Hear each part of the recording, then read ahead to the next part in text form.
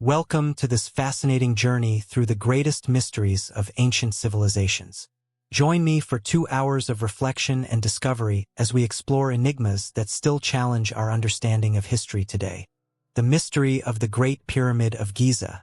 It rises above the barren horizon of Egypt, where the sand seems to whisper the secrets of millennia and the wind draws invisible paths across the dust. The Great Pyramid of Giza still stands today, a silent challenge to our understanding. It is not simply an ancient monument.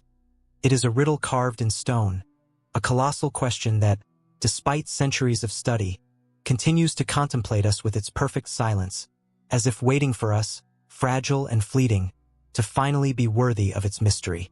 Its form is pure, its execution exact, its ultimate purpose, even now, a whisper lost in the mist of antiquity. When one approaches its base and lifts one's gaze, the mind surrenders long before it can grasp the summit. More than 2 million stone blocks, each weighing between 2 and 80 tons, were placed with such precision that not even a sheet of paper can slip between some of them. How was such a feat accomplished without cranes, without modern machinery, without the refined arithmetic of later centuries? The conventional explanation speaks of ramps of sand, of thousands of workers dragging stones under Egypt's relentless sun, of decades of uninterrupted labor. Yet even these oft-repeated explanations in history books tremble before the evidence itself. The sheer magnitude, the precision, the timeless endurance, all this surpasses the simple logic of primitive methods. It is said that Pharaoh Khufu, also known as Cheops, ordered its construction around the year 2560 before Christ, as a monumental tomb, a portal to eternity. Yet of Khufu himself barely anything remains. A tiny ivory statue, scarcely a few centimeters high. A moving irony when one considers that his legacy would be the grandest structure ever erected by human hands. And even so, his name appears nowhere inside the pyramid, not in its chambers nor in its galleries. His attribution comes from Greek writings penned many centuries later. Was it truly his tomb? Or was it something else entirely? The measurements of the Great Pyramid raise even deeper questions. Its base, nearly a perfect square, deviates by less than a single centimeter. Its orientation to the cardinal points is so precise that it challenges our understanding of ancient astronomy. Its original height, reaching around 146 meters, made it the tallest human-made structure for millennia, until modern cathedrals and steel towers finally eclipsed it. The proportions of the pyramid, the relationship between its height, base, and perimeter, seem to encode mathematical constants such as pi or the golden ratio, although Egyptologists continue to debate whether this was intentional or mere coincidence. Inside the pyramid, corridors narrow, galleries ascend steeply, and chambers are hidden like secrets waiting to reveal themselves only to the worthy. The Grand Gallery, a rising corridor more than 8 meters high, seems disproportionately majestic for a simple passage to a burial chamber. The King's Chamber, built entirely of red granite transported from Aswan, over 800 kilometers away, is crowned with giant blocks forming a stepped ceiling to protect it from the immense weight of the structure above. And yet, this chamber is simple, austere, almost naked, as if the true treasure it was built to safeguard was not a body, but a knowledge, a key, a silence. Even more intriguing are the so-called ventilation shafts, leading from the main chambers to the exterior. For a long time, they were thought to be merely for air circulation. Yet their alignment with specific constellations such as Orion and Sirius suggests a symbolic purpose, a bridge between the pharaoh's soul and the eternal stars. In this vision, the pyramid is not merely a tomb, but a sacred machine, a spiritual engine created to facilitate the soul's journey into the afterlife. There are other theories too, bold and provocative. Some see the pyramid as a repository of ancient knowledge, a library carved in stone that encodes forgotten wisdom about astronomy, geography, even advanced physics. Others speculate it might be a beacon of energy, a nodal point in a global network of sacred sites. Some connect it to civilizations far older than recorded history, traditions speaking of ages when gods walked among men. The academic world responds with caution, skepticism, and adherence to verifiable facts. Yet even the most rigorous scholars admit that, despite all the advances of archaeology, massive gaps remain in our knowledge of how and why the Great Pyramid was built. Every theory is, in its own way, an act of faith. Faith in the ancients' capabilities, faith in the rationality of their acts, faith that someday we will find the key to make all the pieces fit.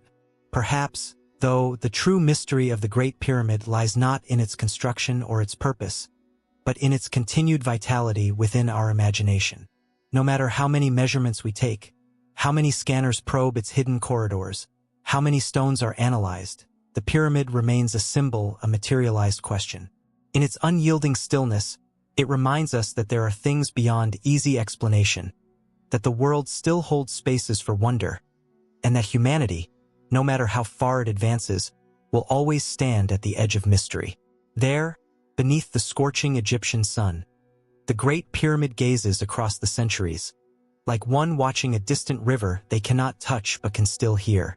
And in each of its stones, in every shadow it casts at sunset, there beats the same silent invitation: to approach, to look, to wonder, and to know that we will never fully know.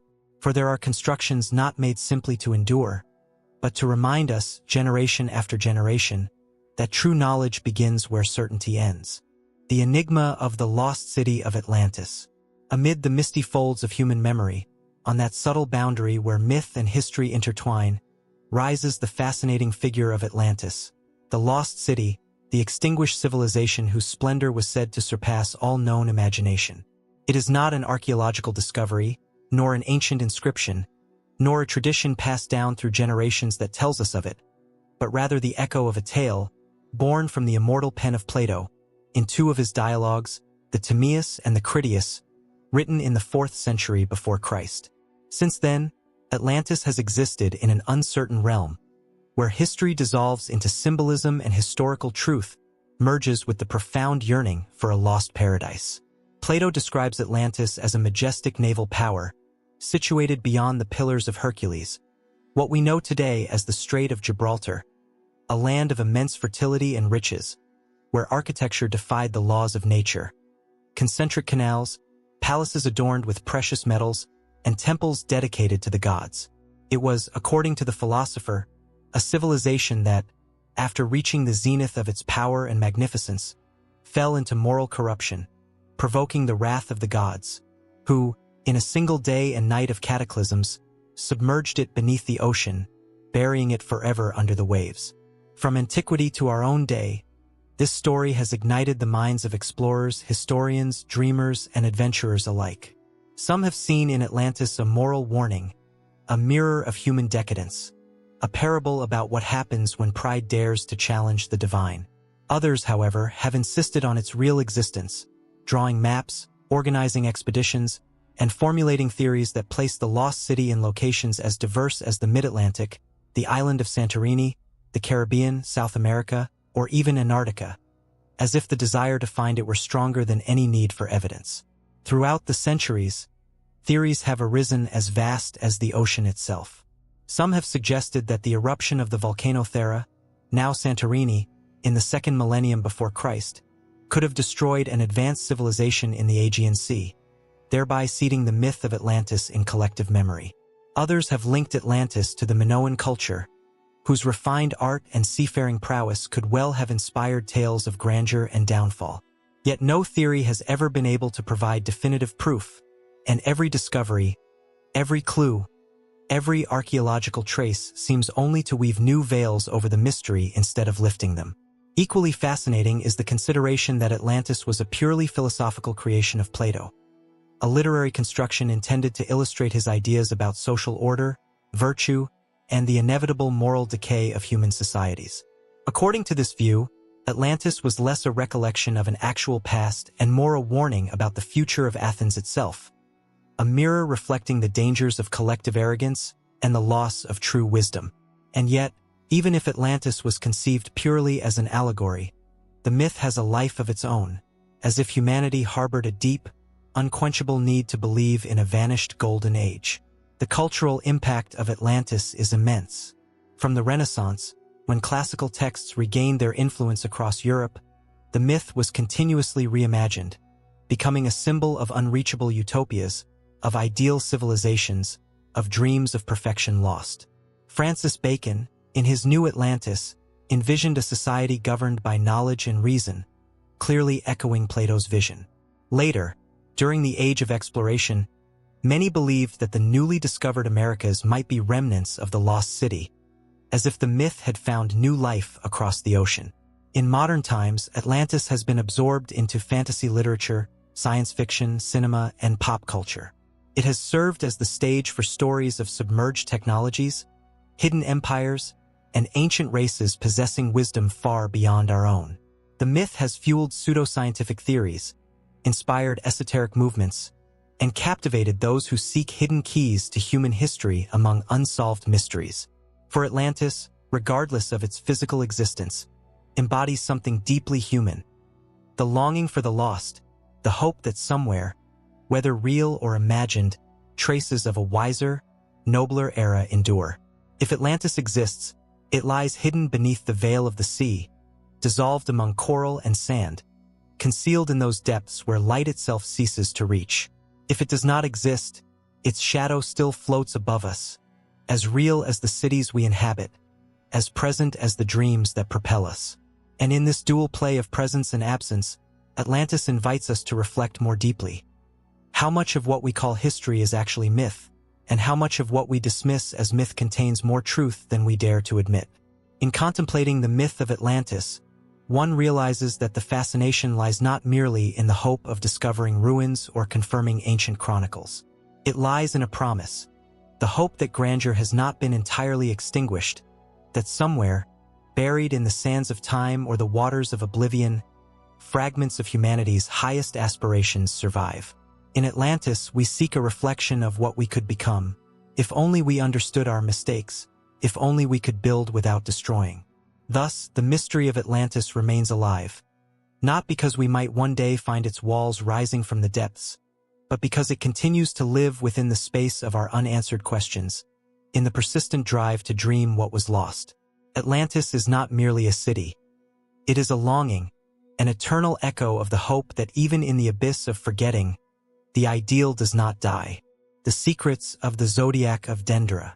Beneath the unchanging vault of the Egyptian sky, within a temple dedicated to the goddess Hathor, where the stones still seem to whisper forgotten hymns of devotion, lies one of the most fascinating enigmas of the ancient world, the Zodiac of Dendera. It is an image suspended between science and mystery, a celestial chart carved in stone that has traversed the centuries with its encrypted message. It is not merely a map of the stars. It is a petrified worldview, a vision of the cosmos where humans, gods, and stars dance together, bound by a hidden and sacred order. The Zodiac, originally situated on the ceiling of a small chapel within the Dendera temple complex, represents, with overwhelming richness of symbols, the constellations of the firmament. Yet it does so in a way that would surprise modern astronomers. It is no Cartesian graph, no systematic catalog of precise positions. It is, instead, a visual poem, a network of signs where celestial animals, solar boats, winged gods, and star circles weave a cosmic narrative, a story of the heavens that is also a story of the soul. The dating of this artifact has long been a subject of heated debate. Some scholars, based on stylistic and archaeological analysis, situate its creation in the late Ptolemaic or early Roman period, approximately between the 1st century before or after Christ. Others, particularly during the 18th and 19th centuries, believed it to be evidence of a much older knowledge, predating even the earliest pharaonic dynasties. Yet the dispute over its age is more than an academic quarrel. At its heart lies a deeper question: whether there once existed, in the deep mists of time, a science of the stars more profound and sophisticated than anything conventional history dares to acknowledge. The content of the Dendera zodiac is breathtaking in its complexity. It depicts the traditional zodiac signs we know today: Aries, Taurus, Gemini, Cancer, Leo, but also includes figures unfamiliar to our modern system, symbols that hint at another way of observing the sky, less mechanical, more mythological, less mathematical, more spiritual. The design of the central circle, surrounded by 4 figures possibly representing the cardinal points or the pillars of heaven, suggests a conception of the cosmos as a living, breathing entity, a dynamic whole where stars, gods, and human beings are inextricably linked. Among the most notable figures are a crab representing Cancer, a lion for Leo, a bull for Taurus, and two fish for Pisces, swimming in opposite directions. There is also the solar bark of Ra, carrying the sun god on his eternal journey across the heavens, accompanied by a procession of divine beings, as if the sky itself were a sacred ritual, an eternal ceremony where past and future, life and death, perpetually flow into each other. This cyclical vision of time, so central to Egyptian thought, permeates the entire design of the zodiac. For the ancient Egyptians, the movements of the heavenly bodies were not merely natural phenomena.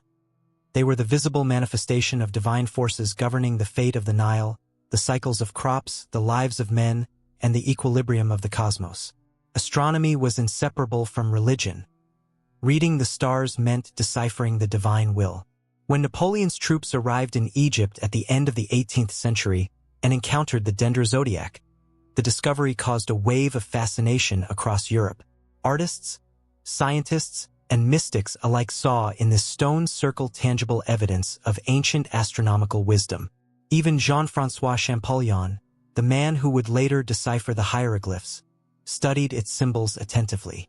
In the 19th century, the original was transported to Paris, where it is now housed in the Louvre, while a faithful replica remains in Dendera to continue inspiring those who seek to glimpse the heavens through ancient eyes. But the zodiac did more than astonish scientists and artists. It also inspired esoteric movements. Some believed they saw in its designs the traces of a prehistoric, forgotten humanity, a civilization that once mastered the stars and passed on their knowledge to the Egyptians. Though rejected by mainstream archaeology, this idea continues to flow beneath the surface of cultural consciousness. The intuition that the ruins of the ancient world whisper of something greater than mere craftsmanship, that a forgotten wisdom still stirs within the silent stones. Beyond all interpretations, the Dendera zodiac offers us a lesson in wonder. It reminds us that the sky was not merely a distant spectacle for ancient peoples, but a mirror of the human soul, a source of meaning, a visible memory of the invisible. The ancients did not merely gaze at the stars. They read them, like sacred texts, like revelations, like signposts on a journey through the mysteries of existence. Perhaps this is the true teaching that speaks to us across the millennia from the stone of Dendera. That knowledge, when it preserves reverence, when it does not sever itself from wonder, transforms into wisdom.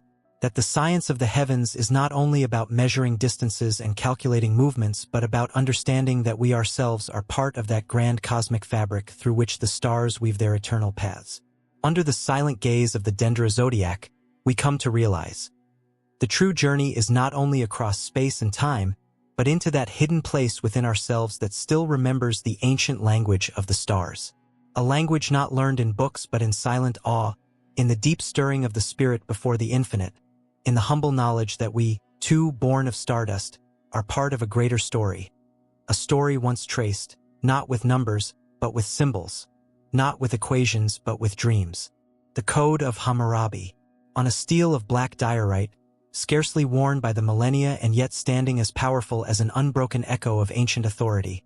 The Code of Hammurabi rises before us as one of the earliest testimonies to humanity's obsession with regulating coexistence, defining good and evil, and establishing an order that, though draped in the mantle of justice, reveals within its core the undeniable weight of power. Carved in the 18th century before Christ, in the heart of Mesopotamia and under the reign of one of the first great lawgivers of history, this monument is simultaneously a mirror of ambition, fear, and ideals that still resonate in the structures of modern societies. At the summit of the stele, Hammurabi is depicted receiving the law directly from Shamash, the sun god and god of justice, a scene that should not be interpreted merely as an act of religious devotion. It is a carefully constructed image. The king does not present himself as a mere earthly ruler, but as the bearer of a divine mandate, the mediator between heaven and earth. Every law inscribed on the stone is thus not the result of human consensus but an irrevocable decree from the celestial realm, shielded against any earthly challenge. The code itself contains over 280 laws, dealing with topics as varied as commerce, marriage, inheritance, slavery, crime, and debt. Its structure follows a conditional pattern. If this happens, then that consequence shall follow. What seems like a pragmatic form hides a deeply hierarchical concept of justice, where penalties vary according to the social status of those involved. The life of a noble was not weighed equally against that of a commoner, and the word of a free man carried more weight than that of a slave. Rather than striving for equality before the law, the code reinforced an order where power was enshrined and perpetuated through its very statutes. Nevertheless, it cannot be denied that the code introduced principles that, for its time, represented a significant step forward compared to sheer arbitrariness. The idea that specific offenses warranted specific punishments, rather than endless cycles of blood vengeance, marked an essential stride toward social stability.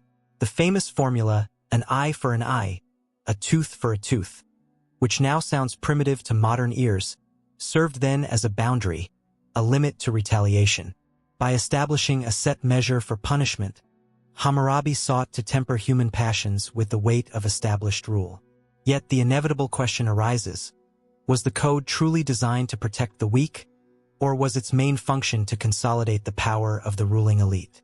In a complex society where city-states were expanding into vast kingdoms, where farmers, merchants, and soldiers lived amid constant tension, the king required more than brute force to maintain control. He needed symbolic legitimacy, a narrative that portrayed his authority not as domination, but as the guarantee of balance and prosperity. The prologue of the code reveals this intent with almost disarming clarity. Hammurabi portrays himself as the shepherd appointed by the gods, the protector of the weak, the defender of widows and orphans. The language, steeped in paternalistic tones, crafts the image of a benevolent monarch whose mission is to restore justice wherever chaos reigns. Yet beneath that rhetoric lies an order that organizes society into rigid strata, that sanctifies inequality and reserves the harshest applications of the law for those lowest in the social hierarchy. Throughout the articles of the code, one observes a world in which property and inheritance take on an immense, almost sacred importance. Theft, damage to another's possessions, or breach of contract are punished with a severity that in some cases exceeds penalties for offenses against human life. This emphasis suggests that the true essence of the order protected by the code was not so much the dignity of the individual, but the preservation of economic stability and the hierarchies upon which state power rested. At the same time, it is fascinating to observe how the code weaves a system of social control through fear and spectacle. Punishments such as mutilation, death, or enslavement were intended not only to chastise wrongdoers, but to serve as public warnings to the broader community. Justice, in this sense, became a visible and terrifying theater, an ongoing reminder of the omnipresence of power and the fragility of individual existence. Still, to reduce the code of Hammurabi solely to a cynical instrument of domination would be an injustice in itself.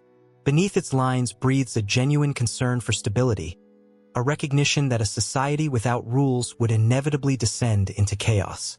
In its classification of offenses and establishment of procedures, one can discern an attempt to channel human conflict into predictable outcomes, to shape the raw energy of life through the discipline of written law. Perhaps the most astonishing aspect of the code is how vividly its dilemmas remain relevant even today. Can a legal system be truly just if it codifies inequality? Where does legitimate protection end and the maintenance of privilege begin? Is order always synonymous with justice? These questions, once murmured in the streets of ancient Babylon, still haunt the halls of our modern courts, reminding us that the pursuit of justice is not a destination but an eternal tension between aspiration and reality. Standing before the stele of Hammurabi, one cannot help but feel a mixture of admiration and unease. Admiration for the audacity to attempt to regulate the chaos of human life. Unease in recognizing that every law, however noble its phrasing, carries within it the fingerprints of the fears, hopes, and contradictions of its time. Thus, the Code of Hammurabi speaks to us across the abyss of centuries not only of punishments and contracts but of the perennial fragility of every attempt to embody justice in law. It teaches that every civilization, in seeking to encode its highest ideals, also etches its deepest uncertainties into stone, and that within every system of laws, whether inscribed on diorite or typed on paper, the complex dance between protection and power, between order and liberty, forever endures. the disappearance of the Olmecs. In the humid shadows of the jungle, where rivers entwine their arms in an eternal embrace and the earth breathes with an ancient sigh, flourished the first great civilization of Mesoamerica, the Olmecs. Their legacy, scattered among colossal monoliths, mysterious figurines, and cities half devoured by the march of time, stands today as one of the greatest enigmas of the pre-Columbian world. Born in the fertile plains of the Gulf Coast, where rich soils and abundant waters provided a haven for life, the Olmecs wove a culture that, in many ways, sowed the seeds for everything that would follow across Central America. Between the 33rd and 4th centuries before Christ, centers such as San Lorenzo, La Venta, and Tres Zapotes rose as bustling hubs of artistic, religious, and commercial life. From these cities emerged the famous colossal heads, massive basalt sculptures up to 3 meters high and weighing several tons, whose majestic faces, with calm gazes and full lips, seem to guard a secret that modern eyes have yet to unveil. In these artistic expressions, the Olmecs revealed not merely technical mastery, but a worldview where kingship, divinity, and nature were inextricably intertwined. Yet the Olmecs' achievements were not limited to monumental art.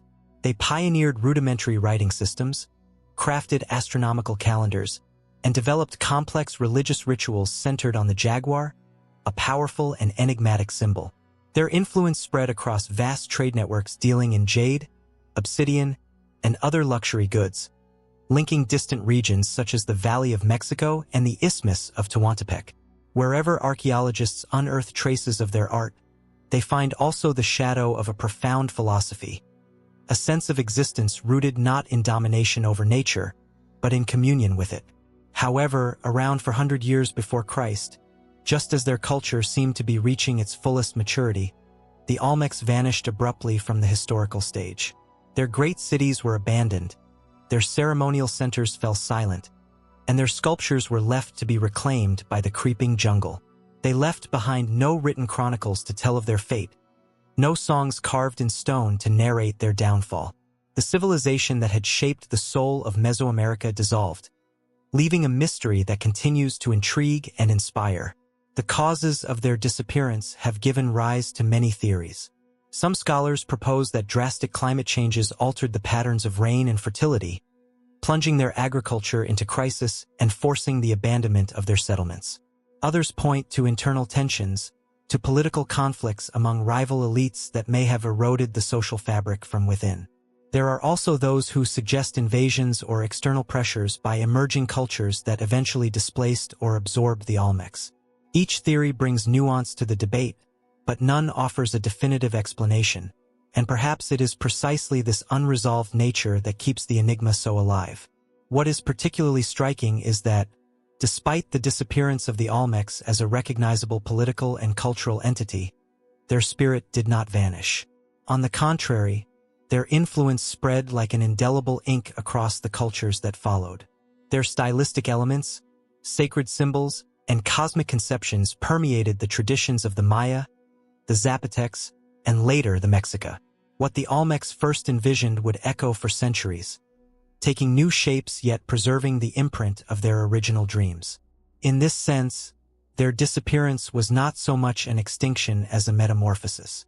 Just as a river sinking into porous ground does not vanish but seeps invisibly into the earth, the Olmecs slipped from visible history only to become a subterranean current of cultural memory.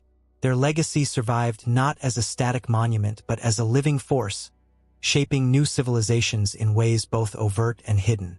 The colossal heads, those timeless sentinels with their impassive yet eloquent expressions, seem to embody this transition.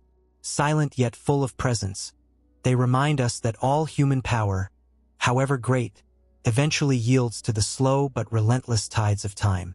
Yet they also teach us that the end of visible grandeur does not necessarily mean the end of influence. Some legacies endure, hidden within the folds of other histories, waiting to be felt rather than seen. Reflecting on the disappearance of the Olmecs is also a meditation on the fragility of our own constructions. The cities we admire today, the technologies we celebrate, the institutions we believe to be eternal, may one day crumble and be forgotten, reclaimed by forests, sand, or sea. The story of the Olmecs reminds us that true greatness lies not merely in what is built, but in what leaves an imprint upon the collective imagination, a resonance that survives the fall of stone and empire alike. Perhaps the ultimate triumph of the Olmecs lies in their silent endurance. They left no lasting empires, no epic chronicles of victory. Instead, they left an intangible inheritance, questions about power, art, and the sacred relationship between humanity and the cosmos. They showed, without words, that true culture is not measured by monuments alone, but by the depth with which a civilization understands its place in the fabric of existence. Thus, when we walk among the ruins of San Lorenzo or La Venta, when we lift our gaze to the basalt faces of their enduring sculptures, we are not merely exploring archaeological sites. We are participating in an ongoing dialogue with a people who, perhaps, understood the universe with a clarity and humility that still eludes us. The Olmecs disappeared, yes, but their echo continues to reverberate beneath the surface of history, like an underground river whose silent current still shapes the landscape of our dreams. The sunken temples of Dwarka, where the waters of the Arabian Sea kiss the shores of the Indian state of Gujarat, and the wind carries ancient scents of salt and earth. Beneath the surface lies a mystery that challenges modern comprehension. The sunken temples of Dwarka, beyond the calm waves, beneath the currents whispering in forgotten tongues, rest ruins that seem to belong to a time when myth and history still walked hand in hand. Around these silent remnants swirls one of the most fascinating legends of the Indian subcontinent, the Golden City founded by the god Krishna, a city that is said to have shone like a jewel above the waves before being claimed by the sea. Since antiquity, the epic Mahabharata has narrated how Krishna, after leaving Mathura, erected on the coast a city of incomparable splendor, protected by shining walls, populated by golden palaces, and blessed by the gods. Dwarka was more than a city. It was a promise, a center of cosmic balance where the divine and the human intertwined. Yet destiny took another turn. After Krishna's departure from the mortal world, the city was engulfed by the ocean as part of a divine cycle's end. For centuries, many dismissed this story as a sacred myth, a metaphor for the impermanence of human greatness, until divers began to find traces that seemed to whisper a different truth. At the end of the 20th century, underwater archaeological explorations off the coast of Dwarka revealed structures. Stone walls, neatly aligned streets, carefully worked blocks, evidence that defied simple explanations of natural origin. The discovery sparked a fierce debate. Were these remnants modern, perhaps medieval, carried by the sea? Or were they truly the vestiges of that legendary city mentioned in the ancient texts?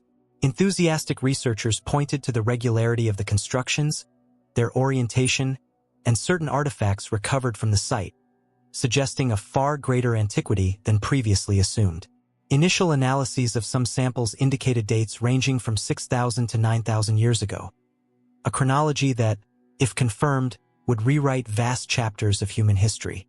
The existence of an organized urban civilization in such a distant past would overturn accepted theories about the timeline of cultural development.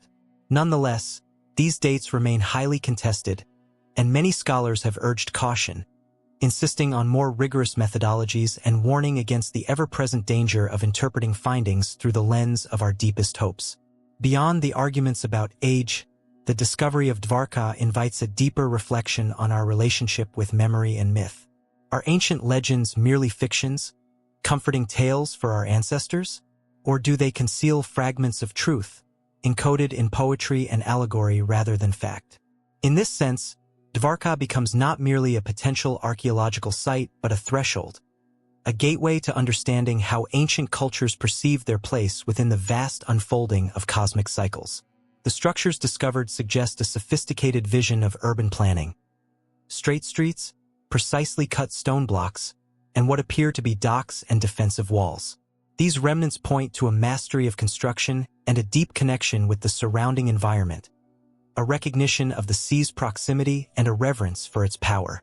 It is as though the builders, fully aware of the ocean's inevitable claim, erected their city both in defiance of and homage to the tides. The epic accounts speak of Dwarka as a city of immeasurable riches, but also as a sacred site whose existence was interwoven with cosmic necessity. When Krishna departed and the Dharma, the cosmic order, began to decline, the city had fulfilled its purpose, and the sea returned to reclaim what was never fully meant for mortal hands. Perhaps, beyond literal interpretations, this story offers a warning. Every human achievement, however glorious, contains within itself the seeds of its own dissolution. And every society that forgets its balance with the forces of nature risks being erased, not through wrath, but through the unyielding currents of time. Thus, the explorations in Dwarka are more than quests for physical artifacts. They are pilgrimages to the fragile memory of humanity itself. Every submerged wall, every fragment of temple buried under coral and silt, speaks of an epic not yet fully silenced. Even if conclusive proof is never found linking these ruins to the Dwarka of Krishna, their existence alone reminds us that history is riddled with forgotten chapters, with civilizations that once gleamed like the foam upon the sea before vanishing into oblivion.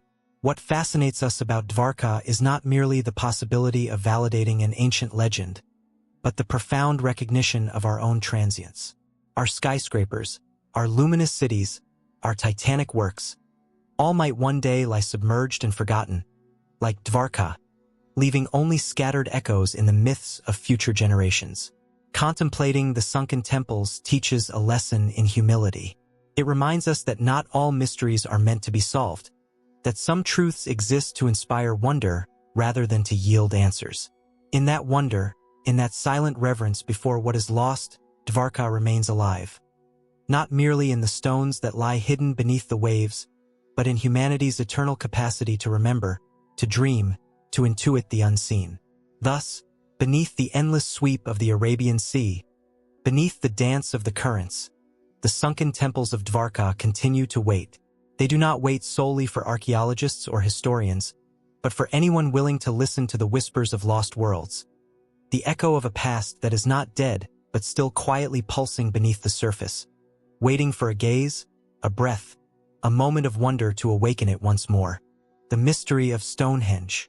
Across the wide, undulating plains of Salisbury, where the mist seems to rise from the ground like the ancient breath of the earth itself, and the wind brushes the stones with whispers whose meanings have long been forgotten, there stands one of humanity's most enigmatic and magnetic monuments, Stonehenge. Its silhouette, stark against the horizon, its imperfect yet imposing geometry, its indomitable endurance against time and the elements, all speak in a language that, though fragmented, still resonates deep within our imagination. Erected in several phases between roughly 3,000 and 2,000 years before Christ, Stonehenge is neither a simple nor accidental construction. Each stone, from the colossal Sarsen megaliths to the smaller bluestones, was transported across immense distances, dragged, rolled, and finally raised. An act of collective willpower that challenges every modern assumption about the capabilities of ancient societies. From the distant Preseli Hills in Wales, across rivers, moors, and plains, the stones made their arduous journey, propelled by a vision that surpassed mere functionality. Yet it is not only the physical feat that astonishes, but the intangible purpose that seems to permeate every alignment, every circle, every solitary stone rising against the sky. Stonehenge was not a utilitarian structure. It was neither fortress nor dwelling. It was something deeper, something visceral, a meeting point between earth and sky, between matter and spirit, a sacred theater where the rhythms of nature and the aspirations of humanity were woven together into an eternal rite. The solstices, those pivotal moments when the sun reaches its zenith or nadir, are etched into the very architecture of the monument. The ceremonial avenue leading to Stonehenge is oriented so that on the summer solstice, the rising sun aligns perfectly with the heel stone, casting its first light through the heart of the stone circle. Such precision was no accident. It reveals not only profound astronomical knowledge but also a spiritual worldview that conceived time not as a linear progression but as a sacred cycle, an endless dance of renewal and return. However, to reduce Stonehenge to a mere solar observatory would be to betray its complexity. The arrangement of the stones suggests not only a concern with celestial movements but also a relationship with the life cycles of the community: birth, death, harvest, and alliance. Excavations have revealed human remains buried nearby, along with ritual offerings, animal bones, and fragments of ceremonial pottery. All indications point to Stonehenge being a sanctuary of transformation, a threshold where the body and soul found reconciliation with the eternal forces. Some scholars suggest that the act of building Stonehenge was itself a ritual, a collective performance that reinforced identity, sealed bonds, and created a shared memory. In this interpretation, Stonehenge was not only a monument to the gods, but a living expression of social cohesion, a mirror in which an emerging society could recognize and recreate itself. The choice of materials appears to have been charged with symbolic significance. The blue stones, quarried from great distances, were attributed with special sonic and healing properties, chosen perhaps not merely for their rarity, but for the spiritual resonance they carried. The massive sarsen stones, on the other hand, evoke permanence, a stoic defiance against the passing of seasons and the fragility of human ambition. Despite centuries of study, theory, and speculation, Stonehenge continues to guard its core mystery. Some see it as a solar temple, others as a lunar observatory. Some perceive it as a calendar of agricultural cycles, others as a cosmological model in stone. Each interpretation sheds light on one facet while leaving others in shadow. Perhaps therein lies the true nature of Stonehenge. It does not offer answers but invites questions. It defies final explanation, standing as a dream etched in rock, forever slipping beyond the full grasp of understanding. Its enduring power may well reside in this resistance to singular meaning. Stonehenge reminds us that beyond all functionality, there lies a deep yearning, the human longing to belong to something vast and ineffable. It speaks of an ancient humanity that saw the heavens not as cold machinery but as living reality, that conceived construction not merely as shelter, but as a sacred act of alignment with the cosmos. In the end, Stonehenge is perhaps less a monument than a question carved in stone. What does it mean to be human in a universe whose rhythms far exceed our own? How does the fleeting brilliance of individual life fit within the endless dance of stars and seasons? These are questions posed without words more than 4,000 years ago, questions that continue to resonate each time we stand before those ancient stones and, for a fleeting moment, brush against the mystery. The Terracotta Warriors, guardians of an invisible empire. In the gentle hills of Xi'an, where the fertile plains of China breathe silent whispers of forgotten histories, sleeps one of the most extraordinary armies ever conceived by human imagination. The Terracotta Warriors. Silent and steadfast, unmoving across more than 2 millennia, they still stand in formation, as if awaiting a command that will never come, as if serving as eternal guardians of a power that has vanished from the surface, but whose echo continues to pulse beneath the earth. Discovered in 1974 by farmers digging for water, these warriors emerged from the dust of ages as a revelation. Not merely because of their sheer number, with over 8,000 soldiers alongside horses, chariots, and officers, but above all due to the astonishing individuality each figure possesses.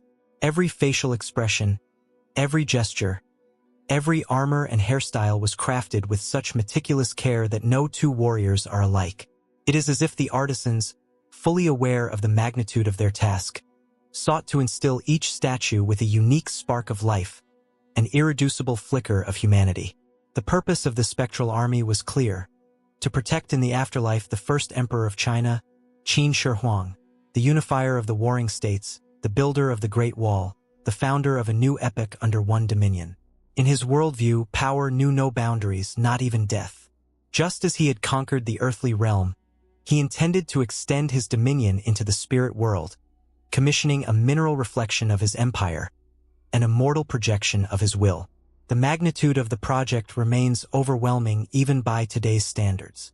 It is believed that tens of thousands of laborers, sculptors, blacksmiths, and painters worked for years, perhaps decades, to bring this monumental army to life.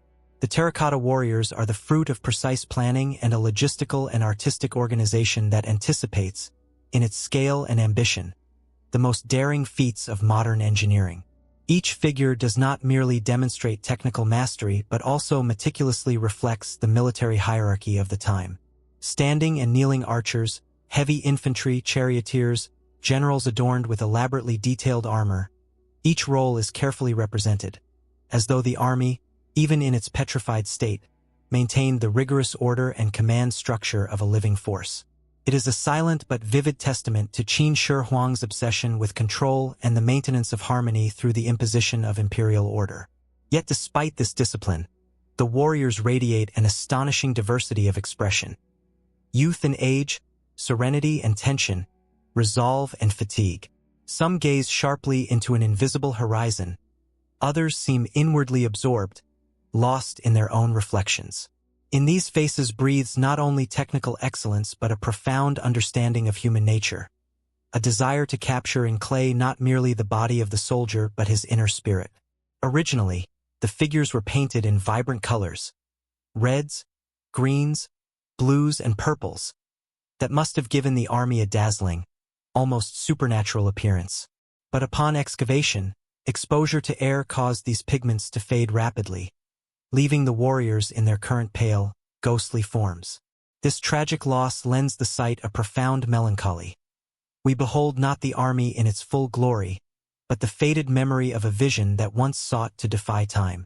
The location of the warriors, east of the emperor's tomb, carries symbolic weight, positioned to defend against threats from that direction, as if dangers could still emerge even in the realm of the dead. The actual tomb of Qin Shi Huang, still unexcavated beneath a massive artificial mound, is rumored, based on ancient texts, to contain rivers of mercury and mechanical traps designed to deter intruders. It is as if the emperor, in his unrelenting pursuit of immortality, had not merely built a grave, but an entire miniature cosmos to mirror his earthly domain, preserved in eternal silence underground. The paradox embodied by the Terracotta Warriors is striking. A work created to ensure eternal control has itself become a testament to impermanence. Qin Shi Huang's empire crumbled shortly after his death. His reforms, his conquests, and his dreams of everlasting unity were fragmented by the tides of history, while the silent soldiers, meant to serve him in the afterlife, endured beyond the collapse of his dynasty. Ironically, it is they who preserve his memory. Not his policies, not his battles, but these silent faces emerging from the earth, radiating a timeless dignity.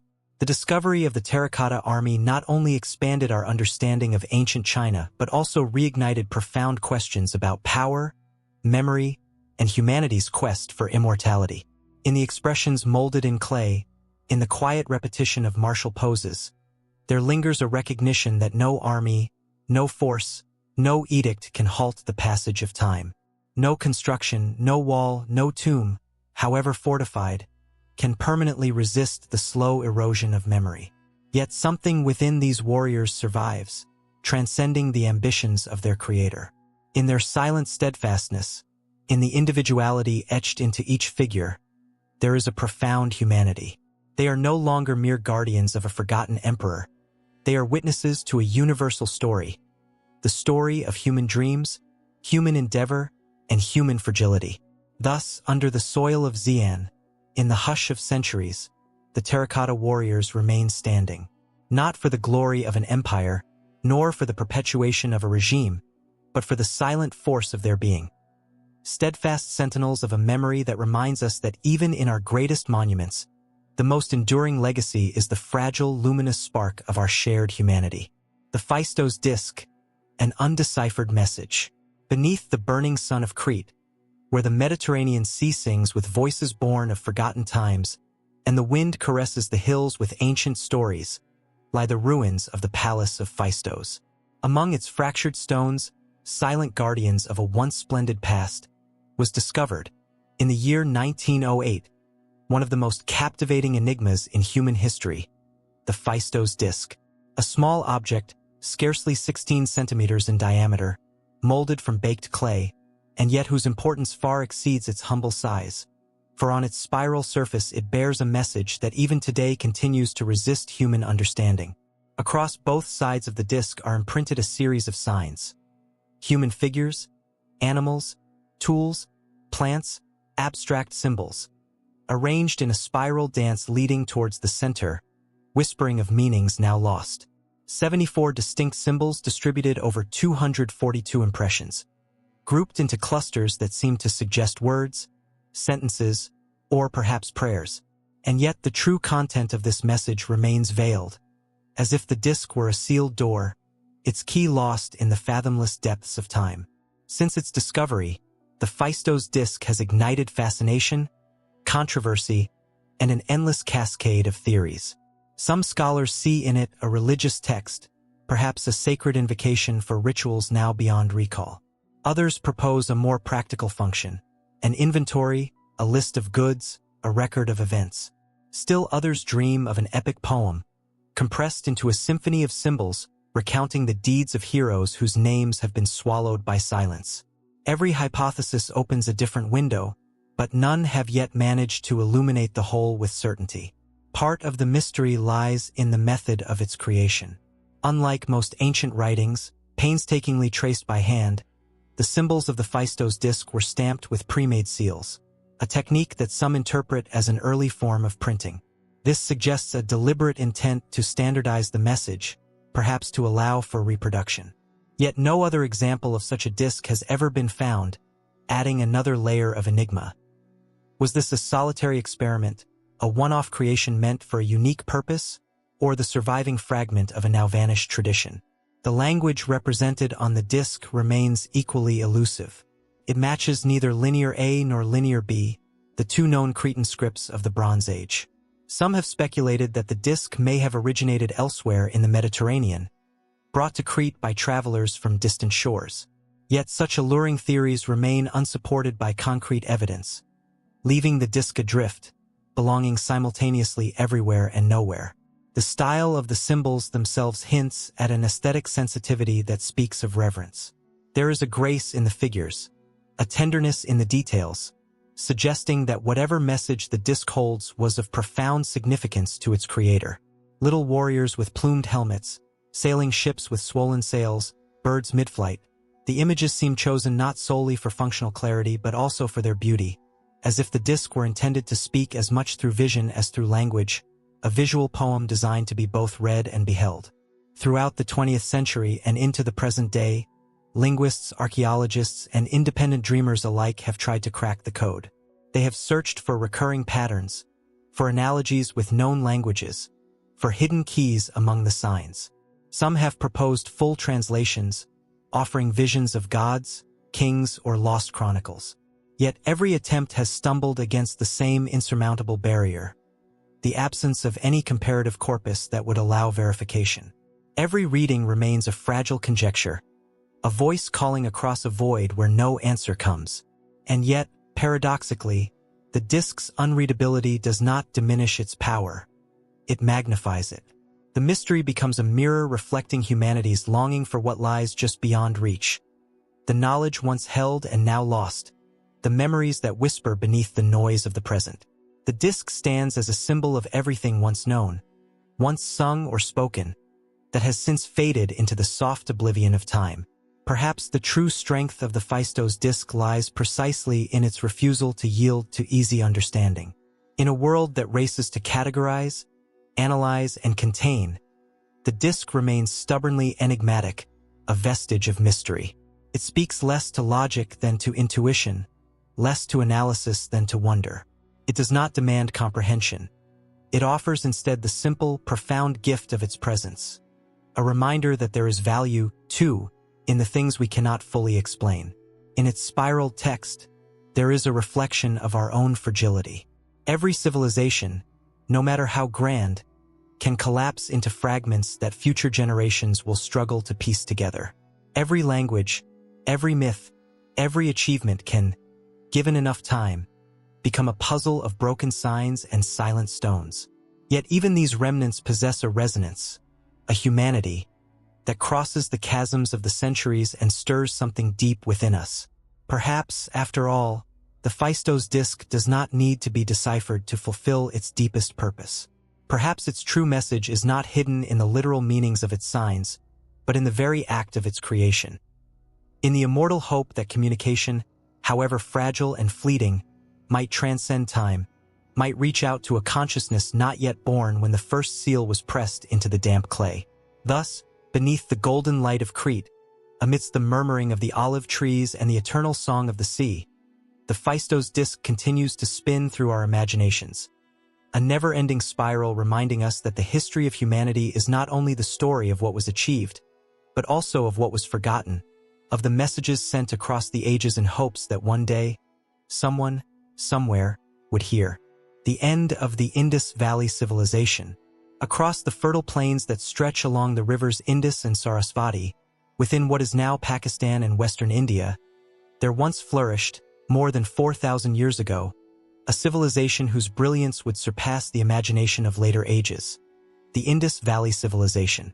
While pyramids rose along the Nile and ziggurats dominated the plains of Mesopotamia, in Harappa, Mohenjo-daro, and dozens of other centers, a complex societal fabric was woven. One defined by urban planning, vibrant trade networks, and a material culture both refined and understated. The cities of the Indus Valley were not born of chaos but of extraordinary forethought. Rectilinear streets laid out in perfect grids, sophisticated drainage systems that still inspire awe, standardized fired brick houses, communal wells, and storage facilities. All evidence of a public-minded order where community needs seemed to outweigh personal grandeur. Unlike their contemporaries, the Indus people left no massive tombs, no overbearing palaces, no temples looming over the cityscape. The architecture speaks of a society more focused on balance and functionality than on the glorification of rulers. In the bustling markets of Harappa and Lat Hal, artisans crafted intricate steatite seals, adorned with depictions of animals and undeciphered symbols. They traded beads, textiles, copper tools, and precious stones like lapis lazuli, reaching far into Mesopotamia and beyond. The Indus Valley was not isolated. It was enmeshed in one of the earliest known global trade systems, a vital artery connecting disparate peoples and cultures in a delicate, expansive web. Yet, by the second millennium before Christ, this seemingly unshakable civilization began to wane. City after city was abandoned. Workshops fell silent. Streets emptied. The collapse was so sudden and widespread that it puzzled historians for generations. Today, it is clear that the fall of the Indus Valley Civilization was not the result of a single catastrophic event, but rather a complex interweaving of causes, a tapestry unraveling thread by thread. Early theories spoke of external invasions, inspired by interpretations of ancient Vedic texts. Some posited the arrival of an Aryan people who displaced or conquered the native populations. But more recent research paints a subtler picture. Rather than conquest and destruction, it was internal transformation, gradual, multifaceted, and inexorable, that brought the civilization low. Climate change has emerged as a central factor in contemporary explanations. Geological and hydrological studies suggest that between 2000 and 1500 years before Christ, the vital Sarasvati River began to dry up, driven by shifts in monsoon patterns and tectonic activity. As the river's lifeblood faded, agriculture suffered catastrophic failures. Without reliable water sources, without sufficient crops to feed their growing urban populations, the inhabitants of the Indus cities faced an existential crisis, and many were forced to migrate or revert to simpler, rural ways of life. But environmental change alone cannot explain everything. Evidence points to internal tensions that weakened the cohesion of the Indus world. The remarkable cultural uniformity that had once stretched over vast distances began to fray. New ceramic styles emerged. Settlements shifted in form and location. It is as if the once tightly woven fabric of the Indus society began to loosen under pressures both natural and human, slipping gradually into fragmentation. The decline of international trade may have compounded these pressures.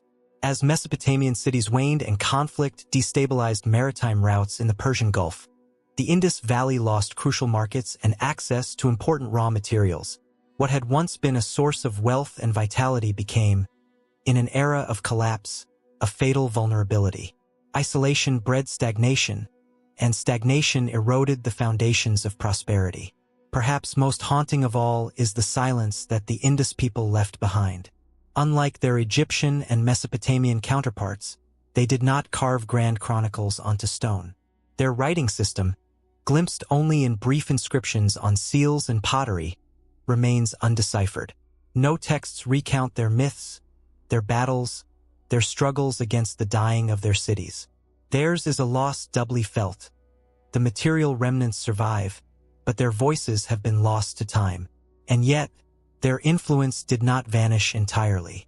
Agricultural techniques, craft traditions, settlement patterns, traces of the Indus Valley civilization persisted and were absorbed into the cultures that followed. Buried in the sedimentary layers of South Asian history, the spirit of the Indus lives on, subtle yet enduring, like a hidden current beneath the surface of the riverbed.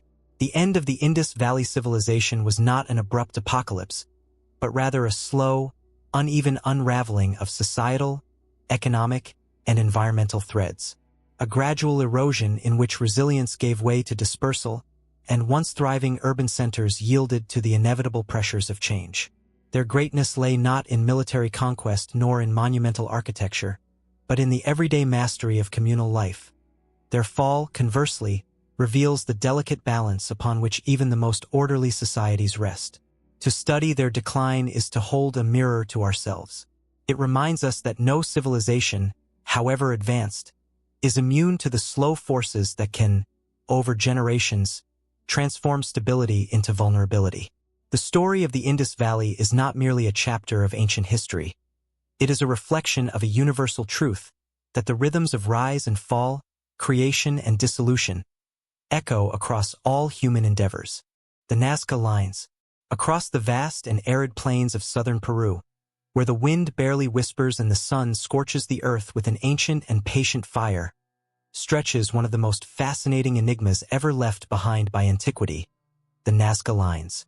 From the ground, they are almost imperceptible, faint grooves etched into the dusty surface. But from the sky, from that vantage point the ancients seemed almost to anticipate, they emerge in full splendor. Hummingbirds with outstretched wings, monkeys with spiraled tails, spiders with infinite legs, and a multitude of geometric patterns interwoven into a vast, silent tapestry. Although systematically studied only in the 20th century, the Nazca Lines were known long before that. They cover hundreds of square kilometers, comprising thousands of lines and figures that crisscross and overlap, maintaining an almost defiant resilience against erosion and the passage of time. Attributed to the Nazca culture, which flourished roughly between the 2nd century before Christ and the 6th century after Christ, their purpose remains one of history's most beguiling mysteries. The technique used to create them appears deceptively simple, removing the reddish surface stones to reveal the lighter soil beneath. Yet the simplicity of the method belies the extraordinary achievement, for maintaining the proportions and precision of figures visible only from the air required not only meticulous planning but an intimate understanding of the landscape and remarkably sophisticated measuring techniques. What makes the Nazca Lines truly unique is not merely their scale or the hypnotic beauty of their forms, but the persistent uncertainty surrounding their purpose. Many theories have been proposed, some plausible, others verging on the fantastical. Some researchers suggest the lines were ceremonial paths, used in rituals dedicated to fertility and water deities, essential elements for survival in such a relentlessly arid environment. Others believe they served as a vast astronomical calendar, charting the movements of celestial bodies critical to agricultural cycles. The German archaeologist Maria Reich devoted her life to the study and preservation of the Nazca Lines. She championed the astronomical interpretation, arguing that many figures and lines aligned with solstices and planetary movements. For Reich, the lines were not mere art but a scientific instrument, a testament to a profound ancestral wisdom inscribed upon the earth to ensure survival through the observation of the heavens. However, more recent studies have added nuance to these theories. Some archaeologists propose that the lines were intimately linked to water rituals, their locations often correlating with subterranean aquifers. Rather than cosmic charts, they may have been prayers etched into the desert floor, processional pathways through which the people of Nazca entreated the gods for rain and fertility. Beyond their functional possibilities, the Nazca Lines invite contemplation of a spirituality deeply entwined with the landscape itself. They were not about imposing human will upon nature, but about inscribing human presence into the vastness of the desert, in forms too immense for any individual to fully behold. In a culture where survival hinged on the balance with natural forces, carving massive figures into the ground was a dialogue with the unseen powers that governed existence.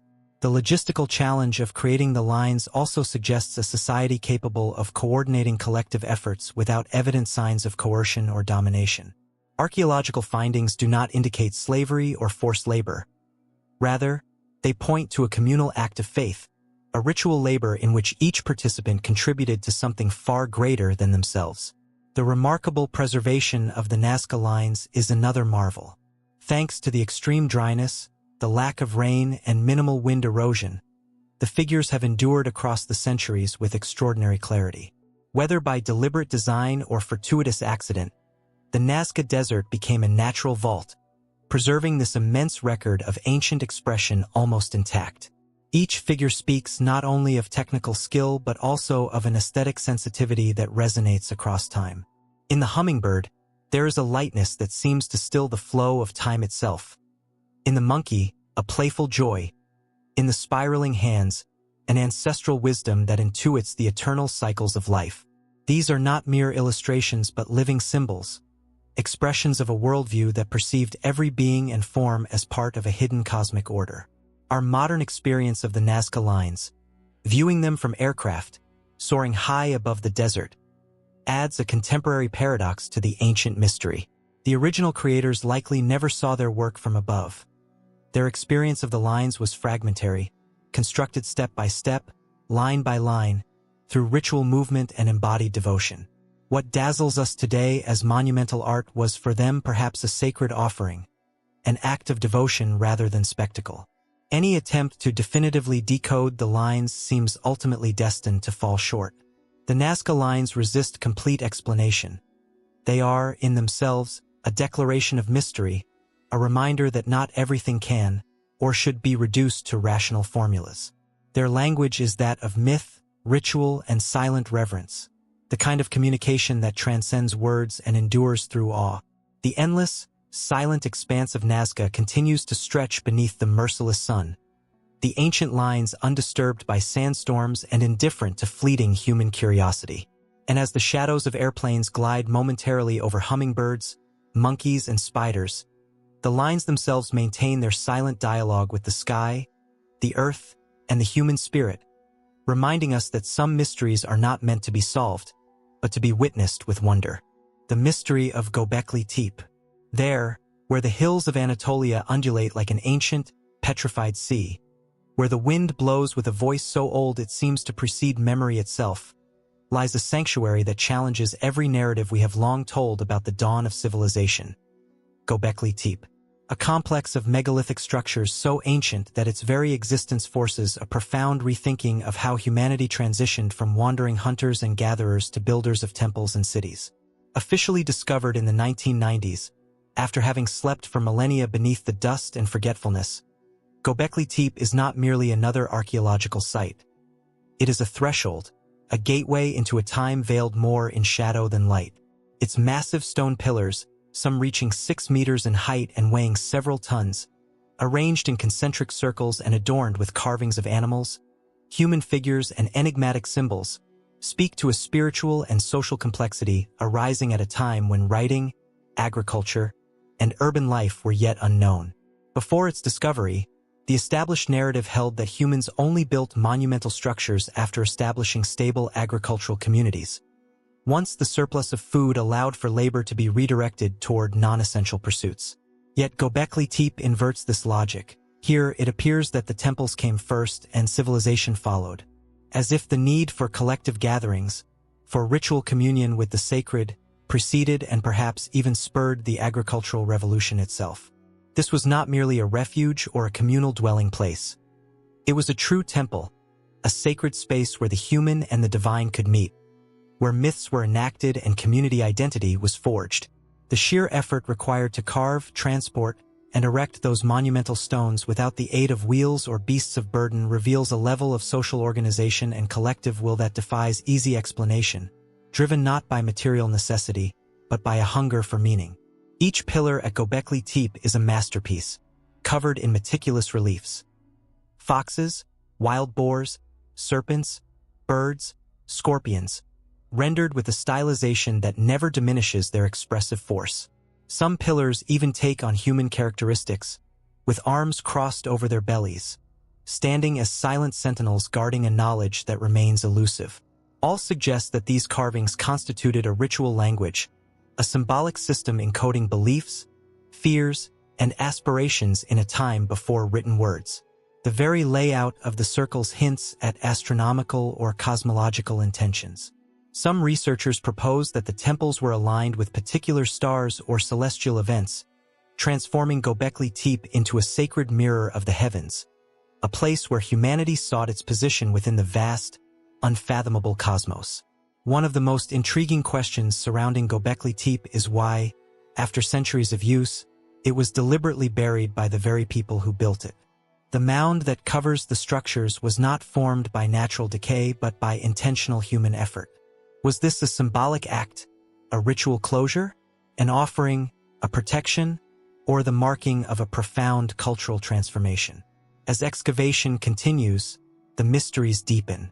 The tools used to carve the stones were simple, made from stone themselves, yet the precision of the work rivals that achieved with metal tools in later eras.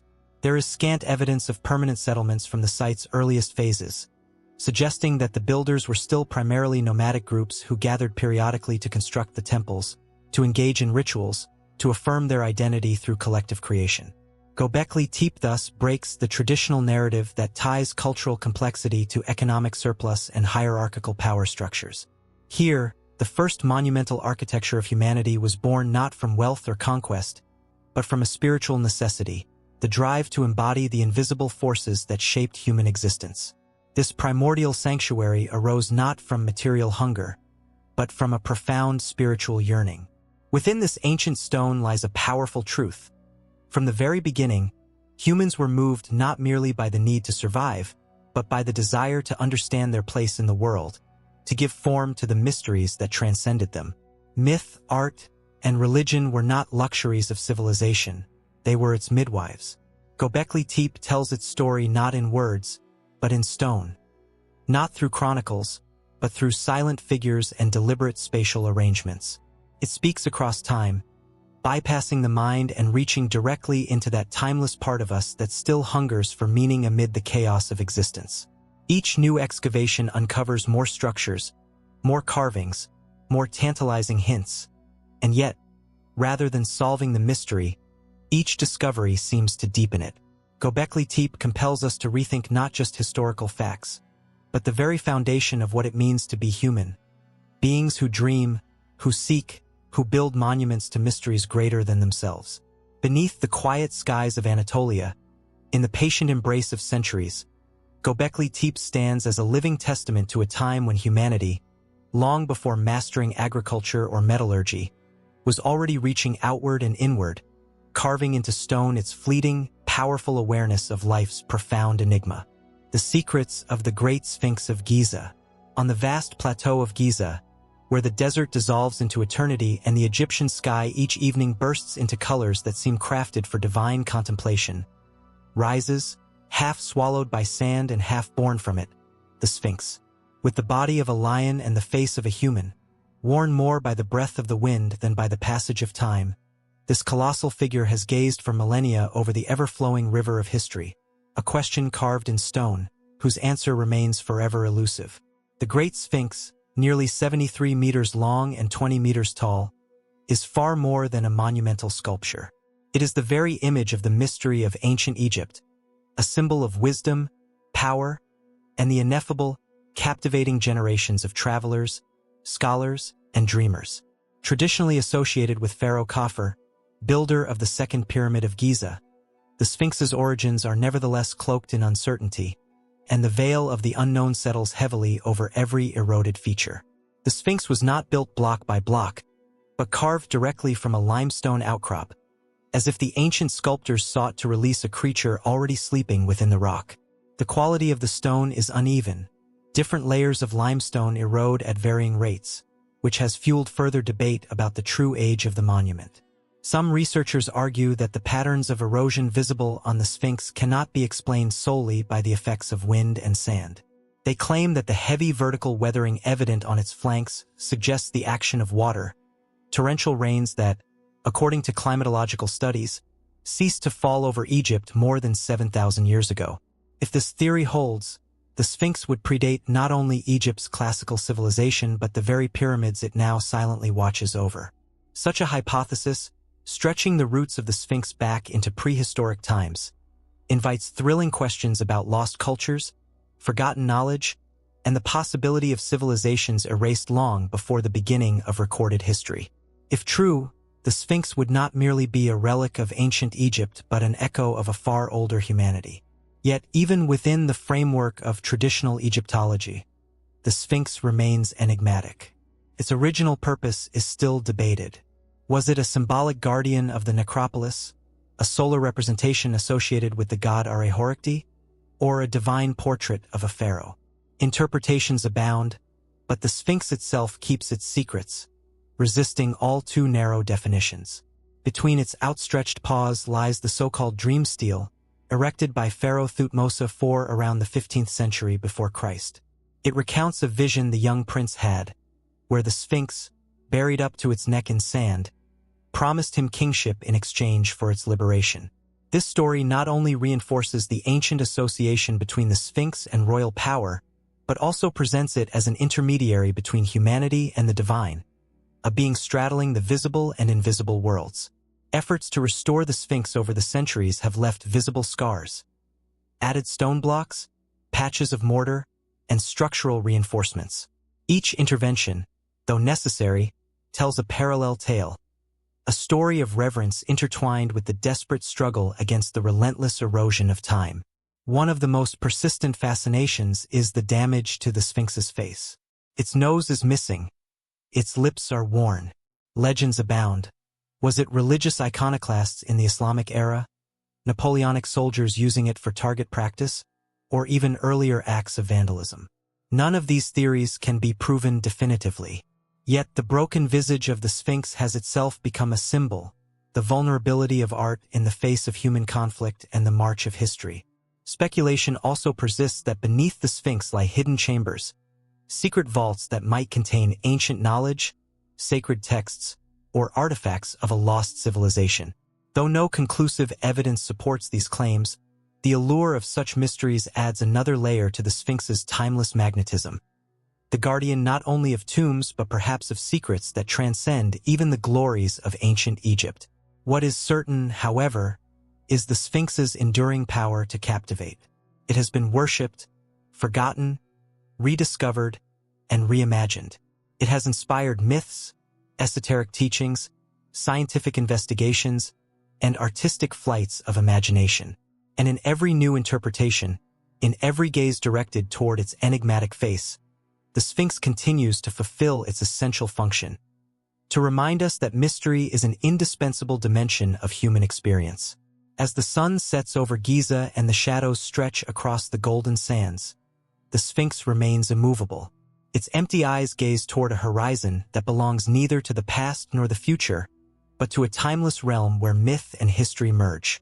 And there, at that invisible crossroads, where stone becomes symbol and symbol becomes question, the Sphinx endures, patient in a way only beings beyond the flow of time can be. The Voynich Manuscript, the book that no one can read. In the hushed halls of Yale University's Beinecke Rare Book and Manuscript Library rests an object that has puzzled historians, cryptographers, linguists, and dreamers alike for more than a century. The Voynich Manuscript, a book that no one can read, a door closed to a world we can only faintly sense, a puzzle that seems to defy not only our knowledge but even our imagination.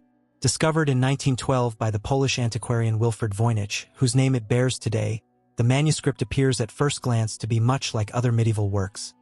Carefully prepared parchment, meticulous script, illustrations of plants, human figures, and strange astronomical diagrams. Yet the longer one looks, the more it slips from any known classification. It is written in an alphabet that corresponds to no known script, in a language that shows no clear relation to any living or dead tongue, and in a style that mocks every attempt at translation. The manuscript contains over 200 pages, though it is believed some are missing.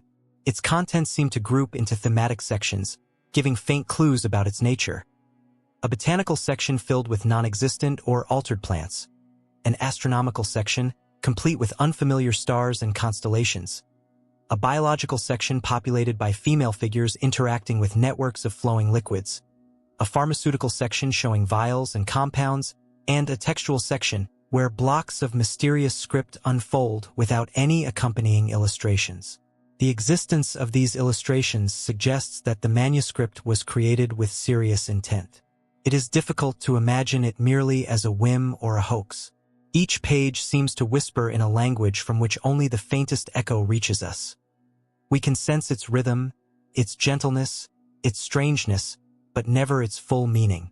Numerous attempts have been made to decipher the manuscript.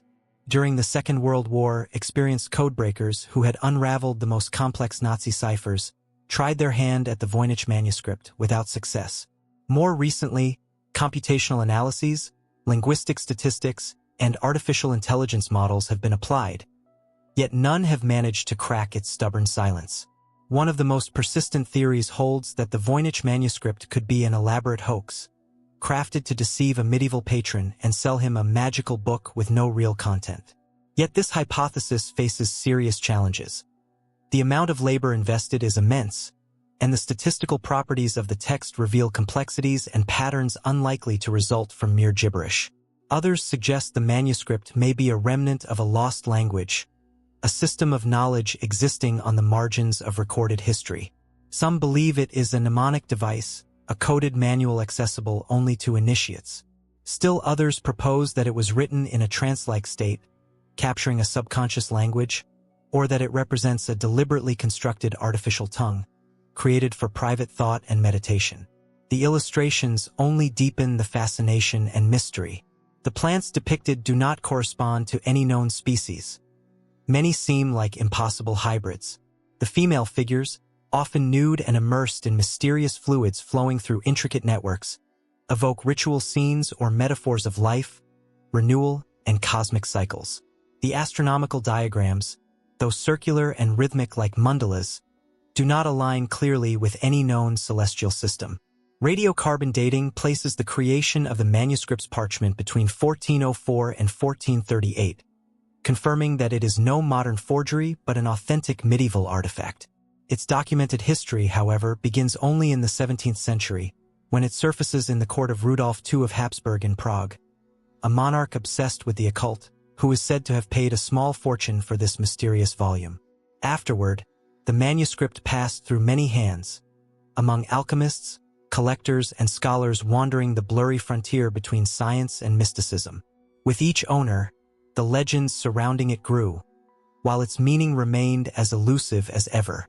It seems almost as if the manuscript chose to dwell deliberately at the edge of formal knowledge, in that ambiguous territory where science and myth brush against one another without ever fully merging. Despite all technological advances and linguistic breakthroughs of our era, the Voynich Manuscript remains an unbroken enigma, an island of mystery in a sea of increasingly illuminated facts.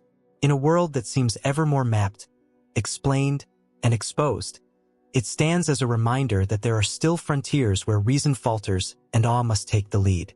Perhaps, however, the manuscript's greatest value does not lie in its eventual decipherment, but in its resistance to being deciphered. It challenges us to coexist with not knowing, to preserve the wonder of mystery. It reminds us that there may always be forms of knowledge that exist beyond language, seeds planted deep in the dark, awaiting not comprehension but reverence. Thus, in the quiet dimness of libraries, under the pale glow of display cases, the Voynich Manuscript continues to pulse with life, not as a riddle demanding conquest, but as a silent witness to the truth that mystery itself is a kind of wisdom. The legacy of the Druids. In the mists of ancient forests, where fog tangles itself among the branches of mighty oaks and the whisper of the leaves seems to carry forgotten voices, the Druids still inhabit the imagination, symbols of a lost wisdom that continues to pulse in the deepest layers of human memory. Dressed in long white robes, they appear before the mind's eye, guardians of ancient knowledge, listeners of trees, interpreters of celestial signs, and judges beneath the sacred canopy of nature. The image handed down by posterity is a shimmering tapestry of fact and legend, of historical truth and romantic evocation. What is certain is that the Druids were the priestly caste of the Celtic societies of Britain and Gaul, acting simultaneously as priests, judges, healers, and teachers. Their education, according to ancient sources, could span up to 20 years, decades in which knowledge was not recorded in writing but transmitted orally, woven into a living chain of memory and speech. In a world not yet dominated by written texts, the Druids protected their knowledge as a sacred treasure. No books, no tablets. The memory itself was the temple where stories, laws, and sacred formulas lived. Their deliberate rejection of writing was not mere conservatism. It was a method of safeguarding wisdom, of ensuring that knowledge remained fluid, living, resilient to the profanation of mere transcription. Roman sources, particularly those of Julius Caesar, depict the Druids with a mixture of fascination and fear. To the conquerors, these figures represented an archaic order and a dangerous resistance to Roman assimilation. Caesar describes them as mediators between gods and men, keepers of laws, educators of the young, and custodians of profound knowledge about nature and the cosmos. Yet much of what we know about the Druids comes from the pens of their adversaries, accounts colored by prejudice and misunderstanding. No written record survives that stems directly from the Druids themselves. What we can reconstruct is a mosaic pieced together from fragments, telling us as much about later generations' fascination with them as about the Druids themselves. Their deep connection with nature stands out prominently. Druids worshipped not idols in stone temples, but the living forest itself. Their sanctuaries were the sacred groves, their altars the meadows kissed by the rising sun, their cathedrals the circle of ancient oaks. They revered the holiness of every living thing, perceived the invisible thread that bound together humans, animals, rivers, and stars. Their worldview reflected a universal spirit inhabiting all things, a spirit accessible through attentive communion with the natural world. Their rituals, marking the solstices and the turning of the seasons, mirrored a profound understanding of life's cyclical rhythms. For the Druids, death was not an end but a transformation, a passage to another plane of existence. This cyclical vision of life and time was one of the cornerstones of their thought, an ever-turning will rather than a linear march toward finality. Darker accounts, primarily from Roman writers, speak of human sacrifices attributed to the Druids. Whether and to what extent such practices occurred remains uncertain. It is plausible that these tales were exaggerated, fueled by fear and designed to justify the suppression of a culture that resisted imperial control. With the spread of Christianity, the Druidic tradition was systematically dismantled. Sacred groves were cut down, rituals were banned, and ancient wisdom was rebranded as superstition or witchcraft. Yet the essence of their legacy endured, hidden within folk traditions, masked behind Christianized festivals, preserved in the seasonal celebrations of the rural year. During the Celtic revival of the 18th and 19th centuries, the image of the Druid flourished anew. In an era when industrialization and rationalism were reshaping the world, the Druids emerged as symbols of a lost harmony with nature, bearers of an ancient wisdom that contrasted sharply with the alienation of modernity. Poets, philosophers, and seekers rediscovered them as archetypes of ecological wisdom, as figures who read the hidden text inscribed in the rivers, forests, and stars. Today, their legacy persists in neo-pagan movements, in the celebration of the Wheel of the Year, in the efforts to recover a spirituality grounded in the sacredness of nature. The word Druid still carries an aura of respect, of mystery, and a deep yearning for a world where wisdom means connection rather than domination. Perhaps the true inheritance of the Druids is not the specific content of their lost teachings, but their attitude toward life itself, their reverence for mystery, their attentive listening to the whisper of the natural world, their profound conviction that knowledge without wisdom is hollow. In an age characterized by speed, data, and disconnection, their ancient voice resonates more clearly than ever, a voice that invites us to remember that we are part of a greater whole that holds us and nurtures us. Teotihuacan. In the heart of Mexico's central highlands, where the sky stretches boundless over the land and the wind sweeps across the plains like an ancient messenger, rises the enigmatic city of Teotihuacan. Long before the Aztecs dominated the Valley of Mexico, this immense urban complex stood here, with its grand avenues, colossal pyramids, and inexhaustible mystery. a lingering echo of a lost civilization that still whispers from its stones. The sheer magnitude of Teotihuacan astonishes even the modern visitor. Spanning more than 20 square kilometers, it housed over 100,000 inhabitants at its height, making it one of the largest cities of the ancient world. But what truly captivates is not merely its size, but the coherence of its layout, the geometric perfection of its design, the deliberate astronomical alignment of its main structures, as if its builders had sought to inscribe the reflection of a cosmic order onto the earth. The Avenue of the Dead, that wide corridor running from north to south through the city, not only links the major ceremonial buildings but also constructs a symbolic landscape. A procession of meanings where every temple, every plaza, every courtyard forms part of a ritual choreography designed to transcend the merely human. Along its nearly 3 kilometers, the avenue leads us toward the imposing Pyramid of the Moon, flanked by platforms and residential complexes that reveal a complex, stratified, and deeply religious society. The Pyramid of the Sun, towering above the landscape with its staggering height, was built atop a sacred cave, an underground space likely associated with cosmogonic myths, symbolizing the birthplace of the world. Climbing its steep steps feels like an act of reconnection with that vertical yearning that seems to define so much of human striving. The will to ascend toward the heavens, to touch, if only briefly, the mystery above. Teotihuacan was no spontaneous construction nor the whim of a single ruler. It was the result of generations of planning, collective labor, and long-term vision. Its buildings are aligned according to precise astronomical orientations. The pyramids and avenues echo the movements of the sun, moon, and stars, weaving earthly life into the fabric of the cosmos. Here, space was also time, and walking along its paths symbolically traced the cycles of creation and renewal. And yet, despite all its grandeur, Teotihuacan has left us more questions than answers.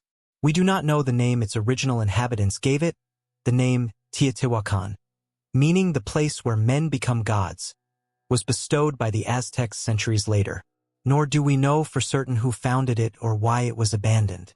By the 7th century after Christ, the city was largely deserted, its temples burned, its people scattered, yet its sacredness was never entirely forgotten.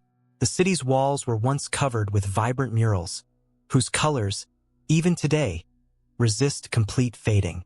Scenes of gods, mythical creatures, ritual offerings, and visions of supernatural realms adorn the palaces and temples, revealing a rich and complex cosmology. The feathered serpent, symbol of fertility, water, and renewal, dominates many of these images, attesting to the profound entanglement of religion, nature, and political authority. Teotihuacan's influence extended far beyond its immediate territory. Across Mesoamerica, from the highlands to the jungles of the Maya, traces of its impact can be found. Objects, architectural styles, artistic techniques, and religious ideas that speak of a dynamic exchange network, with Teotihuacan at its symbolic heart. It was, in many senses, the beating heart of a civilization that, despite political fragmentation, shared a common cosmic vision.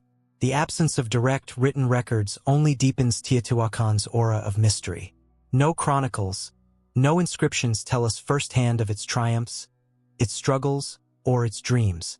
Archaeologists must piece together its history from architecture, ceramics, and burial remains, each artifact a word of a lost language patiently reconstructed. Wandering through its ruins, one cannot help but feel the presence of an ancient intelligence, a wisdom that understood space not merely as a container for life, but as a tool for transforming consciousness. The city seems designed to induce ritual experiences, leading visitors from the mundane toward the sacred through the progression of its monumental stairs, its expansive plazas, its resonant corridors. The decline of Teotihuacan, still a subject of debate, appears to have been gradual. Climatic shifts, internal tensions, and changes in trade routes may have undermined its stability. What is certain is that by the late 7th century, parts of the city were burned and sacked. Yet its memory endured. For the Mexica, it was revered as the birthplace of the gods. For neighboring peoples, it remained a threshold to the divine. Today, Teotihuacan continues to inspire awe and reverence. Its pyramids cut sharp silhouettes against the vast Mexican sky, standing like stone poems, enduring prayers crafted from earth and dream. Every visitor who climbs its steps participates, consciously or not, in a timeless drama, a dance between earth and sky, a quest for belonging within the universe. The city of the gods lives on, in the songs hidden within its stones, in the whispers of its ancient walls. It invites us not to merely observe, but to look beyond the visible, to imagine new ways of inhabiting the world, and to inscribe our fleeting passage upon the eternal canvas of the earth under the vast and endless heavens. The enigma of the Library of Alexandria. Amid the dusty echoes of antiquity, between the scattered ruins that time has graciously allowed to survive, the name of one place continues to resonate: the Library of Alexandria. It was not merely a building, nor simply a collection of scrolls. It was a dream made tangible, an audacious attempt to capture the totality of human knowledge under a single roof, to safeguard the very soul of civilization within fragile sheets of papyrus. Founded in the 3rd century before Christ under the patronage of the early kings of the Ptolemaic dynasty, probably during the reign of Ptolemy Isoter or his son Ptolemy II Philadelphus, the library became the intellectual heart of the Mediterranean world. Alexandria, a cosmopolitan city where Egypt, Greece, Asia, and Africa converged, was not merely a port for goods but a port for ideas. And at the center of this crossroads stood the library, a lighthouse of knowledge that rivaled the legendary Pharos of Alexandria itself. The library was not just a collection of books. It was the nucleus of a grand research project. It is said that every ship docking at Alexandria's harbor was inspected and that all manuscripts were copied and archived. Every written work, no matter its origin, was meant to be part of this immense repository. The scholars who worked there were not mere librarians. They were scientists, poets, philosophers, astronomers, and physicians, tasked with researching, debating, teaching, and pushing the boundaries of human understanding. Within its walls, which we imagine as vast, cool, and filled with the soft murmur of pens against papyrus, flourished minds like Eratosthenes, who calculated the circumference of the earth with remarkable precision; Hipparchus, who charted detailed star maps; and Herophilus, who advanced the study of the human nervous system far ahead of his time. It was a space where curiosity reigned supreme, where questioning was not dangerous but sacred. Yet the mystery of the Library of Alexandria lies not only in its grandeur but in its tragic loss. We do not know precisely when it vanished, nor exactly how. Traditional history recounts multiple catastrophes: partial destruction during Julius Caesar's siege in 48 before Christ, later damage under Roman rule, sackings during the 3rd century crisis, and a final decline during the rise of Christianity and Islam. But more likely, the library's end was not a singular disaster but a slow and cumulative fading, a long agony of neglect, violence, and cultural erosion. Each fire, each plundering, each act of neglect was not just the destruction of physical objects, but a blow against humanity's collective memory. In those shelves, if tradition is to be believed, rested not only Greek works but Babylonian astronomical treatises, ancient Egyptian myths, Indian philosophies, Persian medicine, entire worlds of knowledge lost forever to flame and time. What wonders were lost when the Library of Alexandria fell into ruin? How many discoveries, theories, and stories disappeared, leaving no trace? The truth remains inaccessible. Yet even the shadow of that loss weighs heavily on the cultural imagination, a persistent reminder of the pathways humanity might have walked, the futures that might have unfolded. Thus, the Library of Alexandria became a symbol, not only of lost knowledge but of the fragility of human achievement itself. A solemn monument to the truth that wisdom, however precious, is never indestructible. That every collection, every discovery, is vulnerable to the tides of war, ignorance, and oblivion. Today, when we recall the library, we do so not merely with the eye of the historian, but with the heart of the poet. We envision endless halls bathed in soft light, the scent of aged papyrus, the murmuring of scholars conversing in myriad tongues. We see scribes hunched over their desks, painstakingly copying words that carried not only facts but entire visions of the universe, maps of the human soul. Beyond its physical destruction, The spirit of the Library of Alexandria endures wherever knowledge is preserved. In every modern library, in every digital archive, in every effort to save manuscripts and languages from the brink of extinction, the dream of Alexandria flickers back to life. Wherever humanity strives to protect and expand understanding, the ancient ambition of that lost sanctuary is reborn. Of course, Alexandria's library was not without its flaws. Its collection was incomplete, its curation biased by the perspectives and politics of its time. Yet its founding principle, that knowledge belongs to all peoples, all languages, all cultures, is one of the noblest visions humanity has ever conceived. Perhaps the deepest lesson that the Library of Alexandria bequeaths us is not simply mourning what was lost but recognizing the urgent necessity to safeguard what remains. Knowledge must not only be accumulated but actively preserved, taught, and passed on. It is a living fire, not a monument to be admired but a flame to be protected and kept alight. Thus, in every library we enter, in every book we rescue, in every act of education and remembrance, the whisper of Alexandria persists, a voice reminding us that the light of wisdom endures only as long as we choose to tend it. The Moai of Easter Island, amidst the boundless immensity of the Pacific Ocean, isolated like a tear upon the face of the earth, rises Easter Island or Rapa Nui, a piece of land whose very existence seems an act of defiance against the vast solitude of the waters. And upon this land, steadfast against wind, salt, and the unrelenting march of time, stand the Moai, stone giants who are not merely statues, but the embodiment of a mystery that has endured across centuries of silence, tides, and changing skies. The Moai, with their serene faces, once powerful eyes, and overwhelming mass, some weighing over 80 tons, are far more than monumental works of art. They are, above all, physical expressions of a profound belief system, a worldview in which ancestors, gods, and the living formed an indivisible fabric. For the Rapa Nui people, each Moai represented a revered forebear, whose stone form blessed and protected the land and its inhabitants through its mere presence. The feat of carving, transporting, and erecting these figures on such a remote island, without metal tools or beasts of burden, speaks to an extraordinary level of organization, collective willpower, and technical sophistication that continues to astonish. Carved primarily from the volcanic tuff of Reno Raraku, the Moai were shaped directly from the living rock, sculpted with basalt tools into their elongated forms, prominent cheekbones, and gazes that seemed directed neither toward the earth nor the heavens, but toward some suspended realm in between. Equally enigmatic as their creation is their movement. Across generations, numerous theories have been proposed to explain how an isolated people could move such enormous figures over rugged terrain. Dragged across wooden sleds, rocked from side to side as though they walked, or maneuvered through ingenious systems of ropes and levers. Regardless of the precise technique, what remains indisputable is the collective effort, the communal faith, and the indomitable determination required to set these stones into their destined places. The Moai were not placed haphazardly.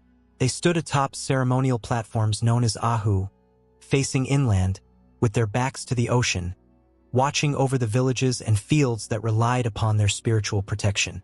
This orientation reveals a profound integration of art, religion, and daily life, where the sacred permeated every aspect of existence, rather than remaining confined to designated spaces. At some point, however, this great civilization faltered. Many Moai were toppled, their faces pressed into the earth they once guarded. The causes of this collapse are manifold and intertwined.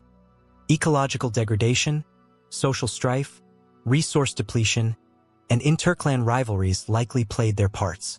Rapa Nui became a mirror reflecting the fragility of societies pushed to their limits, a silent chronicle of greatness undone from within. The arrival of Europeans in the 18th century introduced a new chapter of tragedy. Diseases, slavery, missionary suppression of ancestral practices, and the fragmentation of a culture already struggling for survival. Yet the Moai, steadfast witnesses to the glory and the sorrow of their people, remained, weathered, wounded, and scarred by time, but never truly defeated. Each Moai is unique. Some bear atop their heads a pakeo, a red stone headdress symbolizing status or power, Others retain traces of coral and obsidian eyes, reminders that these figures were not merely stones but living entities within the Rapa Nui spiritual universe. Standing before them today, whether fallen or restored, one feels the palpable weight of memory, the stubborn endurance of a story written in stone against all odds. Local legends further enrich the enigma, tales of supernatural powers of mana, the spiritual energy that allowed the Moai to walk to their resting places, abound. Mythologies recount battles between clans and rituals in which the stone ancestors played a central role. These narratives, though not literal explanations of engineering feats, reveal deeper truths, a worldview where stone, spirit, and society were inextricably entwined. Today, Rapa Nui is a meeting point of modernity and myth. The Moai, recognized as a UNESCO World Heritage Site, continue to stand, some solitary, others gathered like silent armies, enduring the battering of wind, rain, and time. Scientists, archaeologists, anthropologists, and travelers from across the globe journey there, drawn not only by the monumental artistry but by a deeper pull, the human longing to connect with something enduring, something that speaks across the abyss of centuries. The Moai are not merely artistic achievements or archaeological relics. They are testimonies of a profound human impulse, the need to remember, to honor, to inscribe meaning onto the world. Each Moai, planted firmly into the land with unwavering dignity, reminds us that great human endeavors arise not solely from material necessity, but from a deeper yearning to transcend time and to weave our lives into the eternal rhythms of earth and sky. The Tartessian Civilization. Along the misty shores of the southwestern Iberian Peninsula, where the Guadalquivir and Guadiana rivers wind like ancient arteries toward the Atlantic, there once flourished a culture whose memory still murmurs through the earth, Tartessos. The Tartessian Civilization, wrapped in legends and stories of gold and wisdom, stands before us as a riddle that, despite centuries of study and excavation, continues to defy our certainties, refusing to be easily captured by conventional history. Since antiquity, Tartessos has been evoked as a land of marvels. Greek writers like Anacreon and Herodotus spoke of it with almost reverent admiration, describing a region abundant in precious metals, gold, silver, and tin, that fueled its splendor and attracted the eager ambitions of sailors and merchants from across the Mediterranean. In their accounts, Tartessos was a land of great navigable rivers, opulent cities, and wise rulers, chief among them the legendary King Argentonios, who was said to have reigned for generations. But beyond these written sources, beyond the admiring or covetous gaze of Greek and Phoenician colonizers, Tartessos reveals itself through scattered remnants. Burial mounds, painted ceramics, skillfully crafted stone sculptures, and treasures of goldsmithing whose delicacy and sophistication astonish even today. Foremost among these finds is the treasure of El Carambolo, a collection of massive gold ornaments discovered near Seville, speaking of a refined culture capable of mastering metallurgy through generations of devoted craftsmanship. Tartessos was far more than a simple agrarian society or a trading hub. Evidence suggests it was a crossroads, a crucible where indigenous Iberian traditions mingled with Eastern influences brought by Phoenician navigators. This blending, sometimes harmonious, sometimes fraught with tension, forged a unique cultural identity.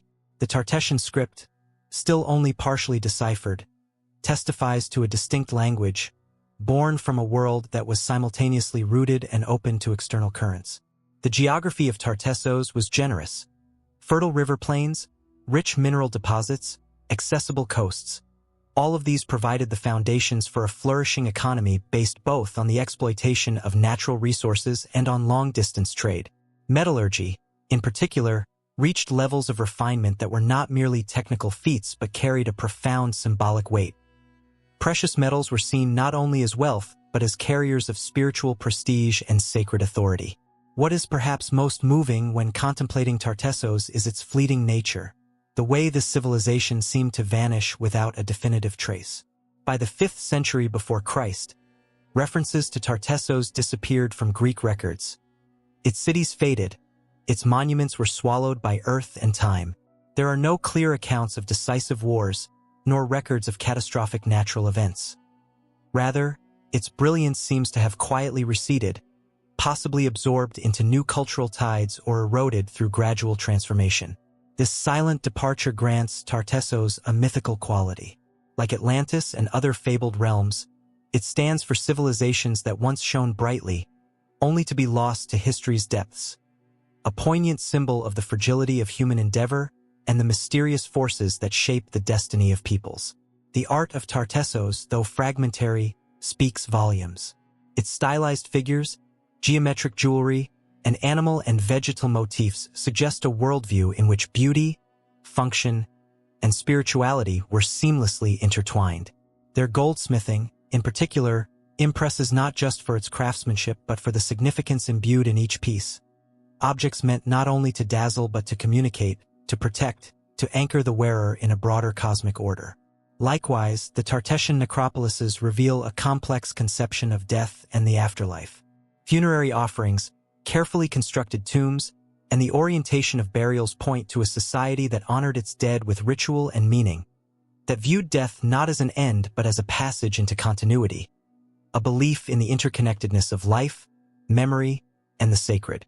Today, the traces of Tartessos lie scattered beneath agricultural fields, hidden under layers of sediment, or displayed behind glass in museums, piecing together a face we can only glimpse. Every archaeological discovery, every partially preserved inscription, every fragment of pottery or jewelry adds a new thread to the incomplete tapestry of Tartessos, reminding us that history is not a closed narrative, but an ongoing dialogue between the living and the echoes of the past. The Tartessian civilization, with its blend of material richness, spiritual sophistication, and elusive destiny, remains a constant invitation to curiosity. It challenges us to question our assumptions, to seek the depths of memory, and to accept that many stories still lie buried, waiting for their voice to be heard again. Tartessos calls to us, not with a shout, but with the faint, persistent murmur of distant waters and ancient paths, carrying the memory of a people who were more than legend, more than gold, carriers of a light that has not fully gone out. The myth of El Dorado, the city of gold that never existed. On ancient maps, in stories whispered beside campfires, in the fevered gazes of conquerors and adventurers, El Dorado gleamed like an impossible promise, a golden mirage shimmering at the farthest edge of the horizon. It was not simply a place. It was the embodiment of human yearning, that eternal quest for something vaster, richer, more sublime than the known world. And yet, El Dorado never existed, at least not in the way so many had imagined. The legend was born in the mists of South America, among the indigenous peoples of the Andean region. It was said that there existed a king who, during sacred ceremonies, covered his body in gold dust and submerged himself in the waters of a lake, Lake Guatavita, in present-day Colombia, offering precious treasures to the gods in a ritual of renewal and power. This story, passed from mouth to mouth, was transformed through European ears and minds, growing into something vastly different. Not a solitary rite, but an entire city made of gold, a kingdom where the very ground gleamed under the sun and temples outshone the stars themselves. The Spaniards, eager to replicate the fortune they had found in the conquest of the Incan Empire, plunged headlong into the hunt for El Dorado, driven by a volatile mixture of greed and almost religious fascination.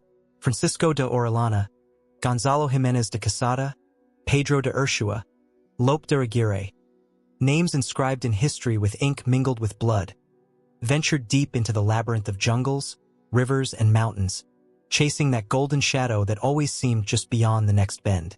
By then, El Dorado was no longer a fixed location. It had morphed into something even more potent, an idea powerful enough to mobilize armies, to justify massacres, to push men to lose themselves within the boundless green of the Amazon, or to die slowly of hunger, disease, or betrayal. Each failed expedition did not diminish the myth. It only made it stronger, as if the difficulty in finding it was proof of its existence. Paradoxically, the more unattainable El Dorado became, the more real it seemed. Yet the fever for gold was not fueled solely by greed. Beneath it pulsed a deeper longing, an echo of ancient utopias. The yearning for a pure, uncorrupted land where abundance was not born of exploitation, but was the natural reflection of harmony between humankind and the earth. In essence, El Dorado embodied a nostalgic hope for a lost paradise, a belief that somewhere beyond the reach of known maps, a land still existed untouched by suffering and decay. The consequences of this quest were devastating. Entire regions of South America were ravaged in the name of a promise that would never be fulfilled. Indigenous peoples were exterminated or enslaved, their cultures extinguished or reduced to fading murmurs, all for a dream that lived only in the fevered imaginations of their pursuers. The explorers themselves often paid a grim price. Shipwrecks, uprisings, diseases, collective madness. Few returned to tell their tales, and those who did bore scars, both visible and invisible, from the nightmare of their ambition. The story of El Dorado is, therefore, also a story of illusions. As news of the New World spread through Europe, myths such as this provided convenient justification for colonial enterprises. El Dorado served as the perfect excuse for violence. An imagined treasure so magnificent that all acts of conquest and destruction could be rationalized in its name. Over time, El Dorado shifted across maps, adapting itself to the mounting disappointments of those who failed to find it. First in the Colombian Andes, then in the Amazon jungles, later in the plains of Venezuela, or along the banks of the mighty Amazon River. It always receded, always eluded capture, like a shimmering reflection slipping away at the moment one reached for it. Yet the expeditions were not entirely in vain. Thanks to them, vast swaths of South America were mapped, river routes charted, and, though often violently, first contact was established between radically different cultures. But the cost was staggering, both for the indigenous peoples and for the Europeans who often found themselves ensnared in the very illusions they had helped to weave. Today, El Dorado survives not in the lands where it was once sought but in the collective imagination. It has transcended its colonial origins to become a universal metaphor. The unreachable dream, the endless quest for something that dissolves just when it seems within grasp. It stands for the promise of wealth, yes, but also for the pursuit of perfection, for the final discovery that would redeem human existence from its inherent suffering and uncertainty. And in that sense, El Dorado remains alive. In every new dream of instant fortune, in every utopia promised by visionary prophets or reckless adventurers, in every modern expedition toward unknown frontiers, whether of science, spirit, or desire, the same ancient longing beats on, to reach a mythical realm where life might finally reveal its fullness and light. Perhaps, ultimately, El Dorado was never a place to be found but an idea to be understood. That the greatest treasures are not hidden in distant geographies, but within the unexplored territories of our own hearts, where the insatiable hunger for more can be transformed, through a shift in vision, into gratitude for all that we already are and all that we already possess. Thank you for joining me on this journey through stories and secrets of the past. I would love to hear your thoughts. Which mystery fascinated you the most? Share it in the comments and let's keep exploring together.